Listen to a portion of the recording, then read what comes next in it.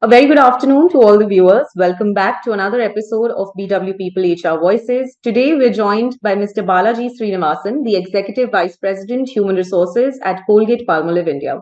Over the course of 15 years, Mr. Sreenivasan served in leadership roles in the HR function at Colgate-Palmolive's divisions and subsidiaries in India, Turkey, Central Asia, North Africa, Middle East region, as well as at the Asia Pacific division.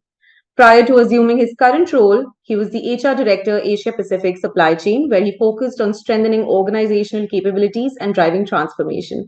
Firstly, welcome, Mr. Balaji. Thank you for joining us today. Thanks for having me, Savi.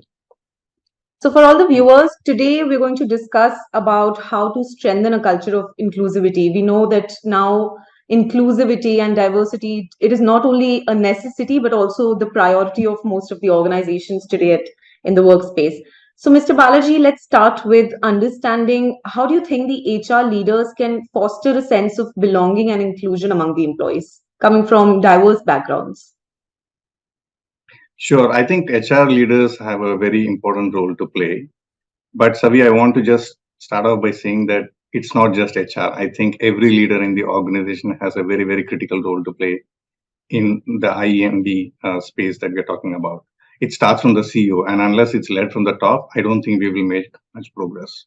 And why I'm saying that is, let me take a step back and talk a little bit about this whole D&I space that we're talking about, right? So um, ultimately, what are we trying to do here? We are trying to get diversity of thought to the table because there is enough evidence and research to say that diversity of thought leads to better decision making, and therefore better business outcomes.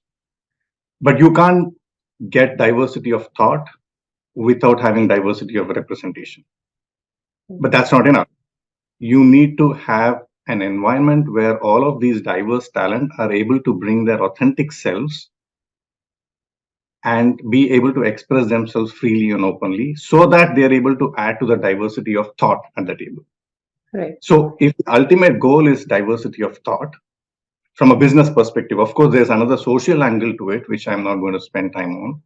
But from a business perspective, if the goal is diversity of thought, then you need to have diversity of representation. But that's not enough. You need to have the fertile soil, for want of a better word, which is about inclusion. And all of these people feeling included and being able to be their authentic selves in the organization. So therefore, HR has a very critical role to play in creating this fertility in that environment, like I said.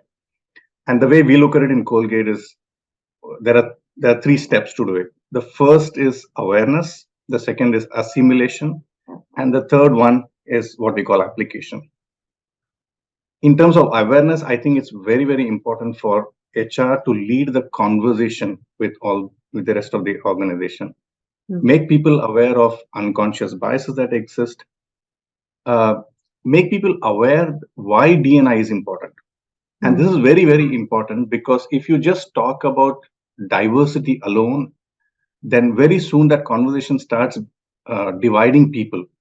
Right. And it becomes a conversation about quota systems and why am I doing this and why am I not doing that. I think it's very important for us to talk transparently about what are we trying to achieve through this whole initiative, which is both the social angle but also the business angle. Right. And I think HR has to lead from the front in terms of creating that awareness in the organization. Then you come to the assimilation aspect, which is that HR has to drive policies and programs that truly enable people to feel included in the organization. And that's the assimilation piece. And of course, the third one is really about application, which is people actually walking the talk. And awareness and assimilation has to happen before actually the application happens. So therefore, people have to walk the talk, and all of these people have to feel included in the organization. That's when you get the better business outcome. So therefore, all the three pieces are important. I think HR leads from the front. But again, like I said, HR is one part of the whole equation. It has to be top down and it has to be all pervasive. Right. So you mentioned about awareness. We will come back to the training aspect of these policies, but let's talk about the biases that you mentioned. We see that during the hiring processes, there are sometimes unconscious biases in terms of hiring a diverse workforce. So how do you challenge? How do you face these challenges? How do you come out of these challenges? What do you think about this situation as an HR leader? So I think it's very important to have a hiring process that is truly inclusive in nature, obviously. And there are 4 steps, I think, to that. The first is to actually go out and talk openly that you are an equal opportunity employer. So in all your job ads that you post, in the conversations through headhunters, etc., it's very important to highlight that we are an equal opportunity employer. And of course, we have to walk the talk on that, because a lot of fresh talent today are looking for signals like this, and therefore it's important to talk about them. So that's in terms of identifying or talking about um, your space of why people should join you. Right.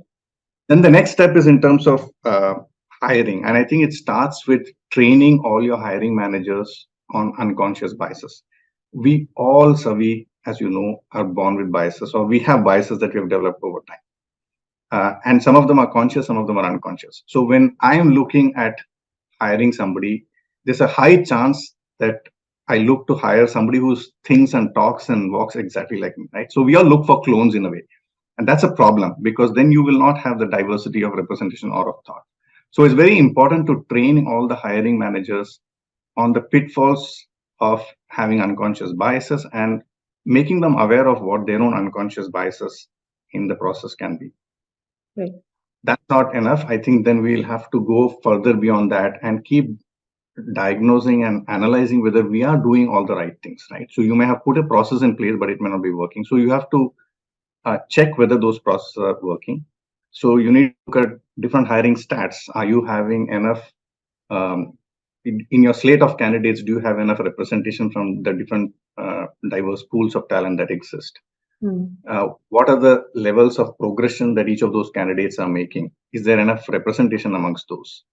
So all the different metrics that you can do to make sure that your process is working is again something that HR has to drive.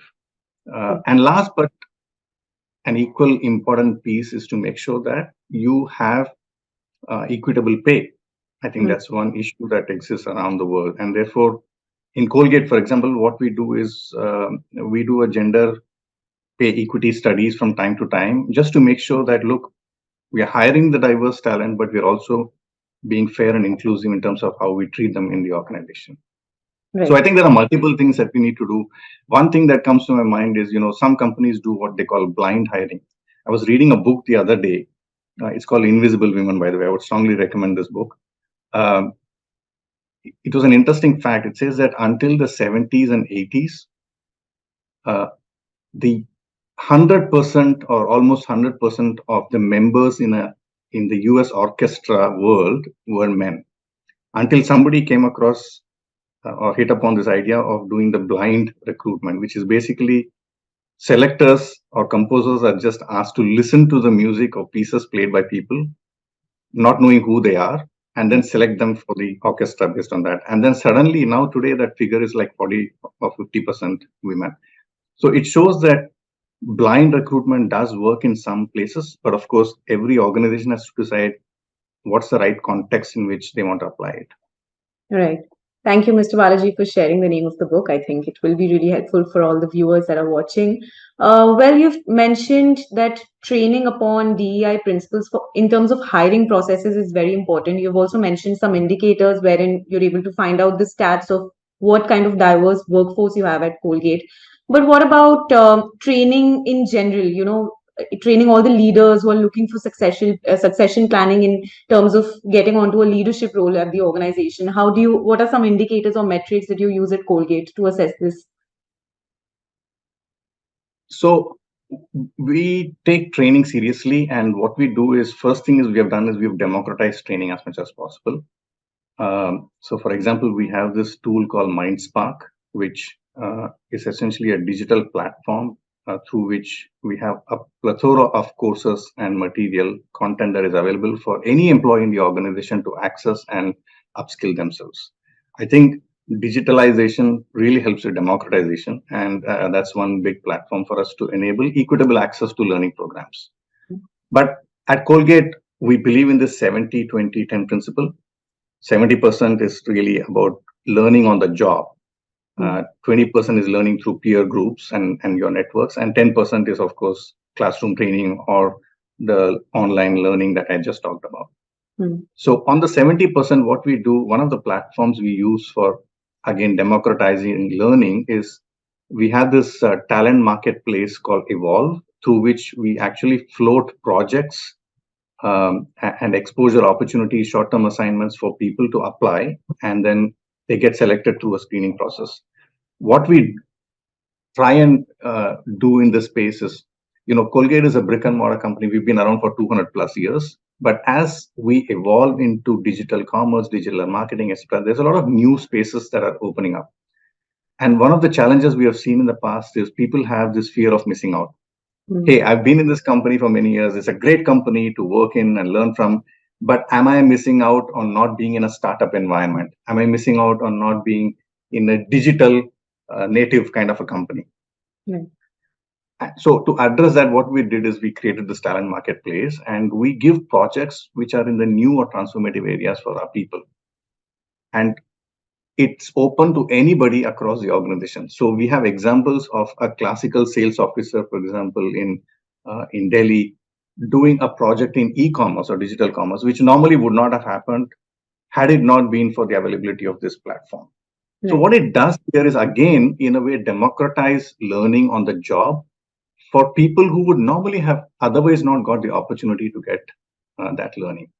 Right. So that's one important thing that we do at Colgate. And in terms of the 20%, which is learning through peers and networks, we have some very good mentoring programs through which people can access diverse talent across the organization, connect with them, and learn from their experiences, get their advice, etc. So I think mentoring programs really help a lot in, again, helping all of these people feel included in the organization. So that's working well for us so far. So when you talk about the learning resources that you have at Colgate, you might have faced challenges in terms of cultural barriers or the kind of regional content that is very important today for better understanding of the diverse workforce that's working with you.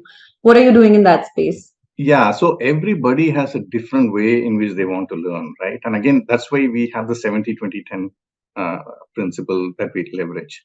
But just to talk about cultural barriers, Savi, as you know, Colgate is a global organization. So our people interact with and get opportunities to learn from multiple projects. In fact, I'm very proud to say that we have, as we speak, over 60 odd Colgate India alumni that are working in the global space across different levels, in different functions, in different spaces.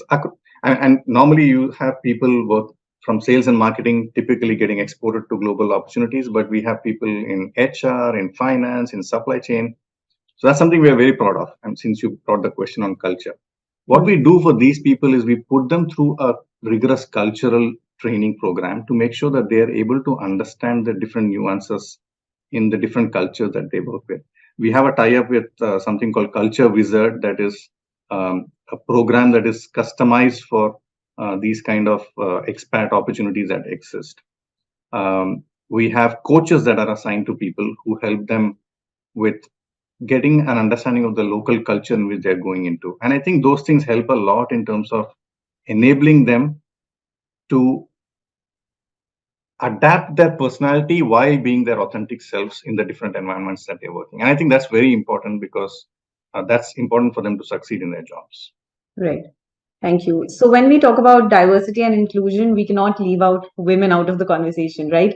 So specifically in male-dominated industries, you mentioned supply chain, so logistics, manufacturing industries, or transportation, we see that the women representation is very low. So what is Colgate? What are you doing in this space for encouraging women representation? Well, I wish I had a quick answer to this question. It's a challenge that we face. Let me first start off by saying that we're very proud to have one of the very, very few women supply chain leaders in our organization. So our head of end-to-end supply chain, Sarla Menon, is actually somebody who's one of the few women in the supply chain space. What it helps us do is obviously attract and retain more women in the supply chain space. Apart from, of course, guiding us in different policies and programs that can help us do that. We have in our Sri City plant over 100 women in the plant. And what we do is we continuously engage with them to make sure that their needs and wants are being heard uh, and are being addressed on a timely basis.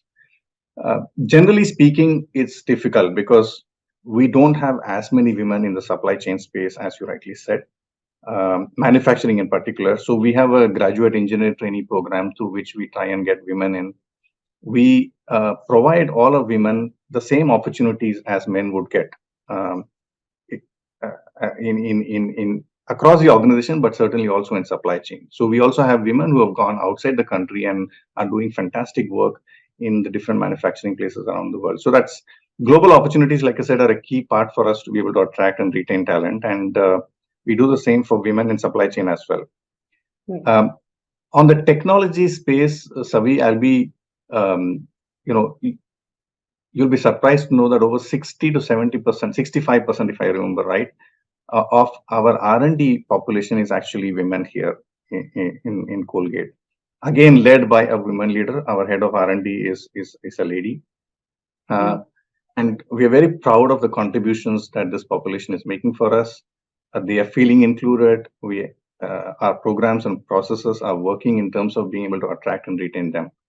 But I wouldn't say that we've solved the problem. Definitely in some of our other manufacturing facilities, we have regulatory constraints. We have other local socio constraints that are not really helping us get more women into the plant. But wherever we have women, I'm happy to say that they are feeling included and they're doing well.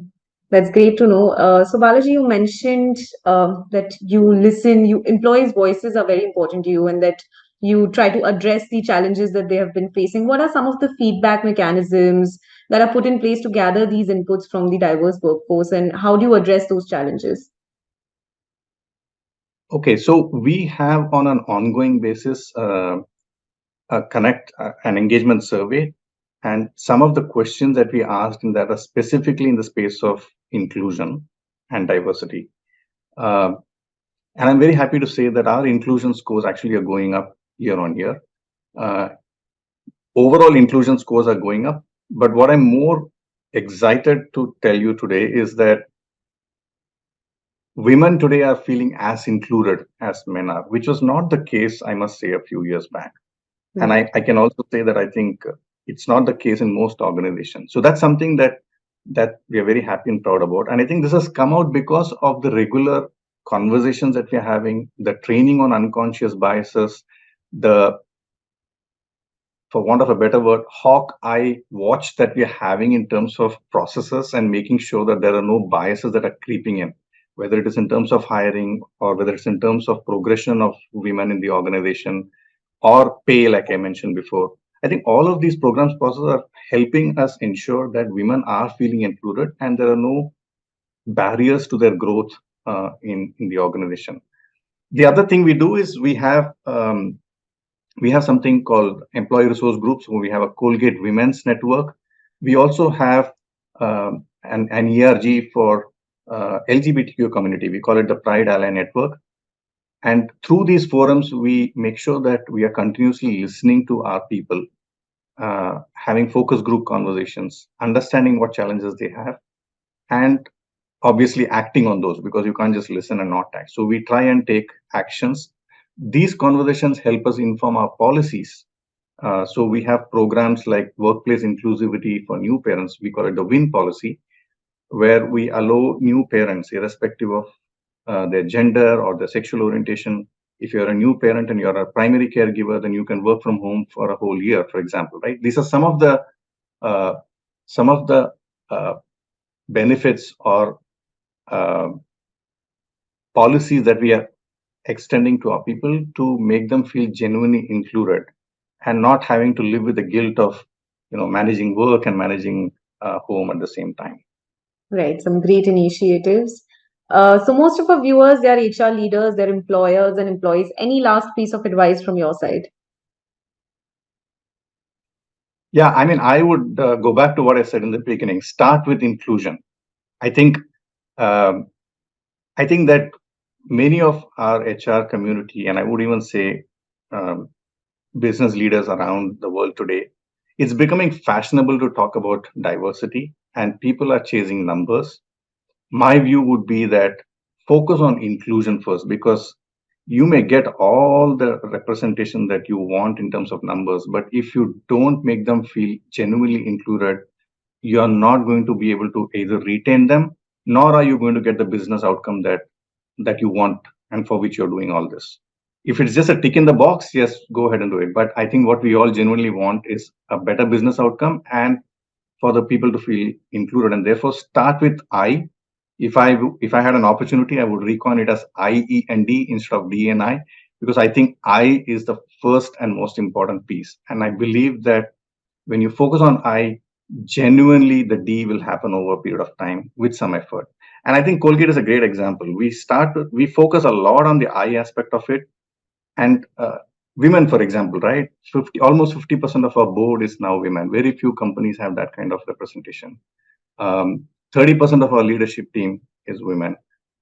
In the sales organization, where it's always very difficult to attract women, we have almost half of our leadership team in sales as women. Like I said, we have the R&D function and the supply chain function where we have a lot of women and women leaders leading this organization. And all of this would not have happened and they would not have feel included if we did not focus on the I. So my one pence of advice for everybody would be focus on the I and the E. Of course, do what you need to do for the D. But I think focusing on the I and E are more important than just chasing numbers and targets.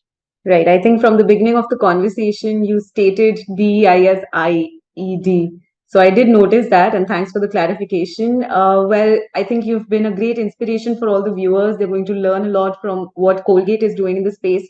Thank you once again for joining us today. It was great having a conversation with you. Thanks for having me again, Savi. Enjoyed it.